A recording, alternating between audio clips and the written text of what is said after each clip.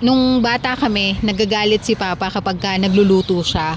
Tapos wala kami dun sa tabi niya or hindi kami nanonood kung ano yung ginagawa niya.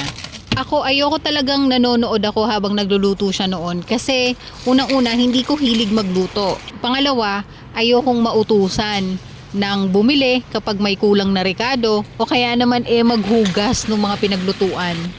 Kaya naman ngayong malaki na ako, tsaka ko palang na-realize na dapat pala noon habang nagluluto si Papa, nanonood ako sa kanya para natuto akong magluto. At sana cherish ko pala yung pagkakataon na yon na nakakapagluto pa siya para sa amin. Kaya ngayon, eto, sinusubukan kong magluto kahit walang nagtuturo.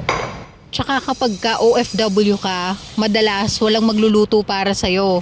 Ikaw mismo ang magluluto para sa sarili mo. Hindi ba mga kabayan?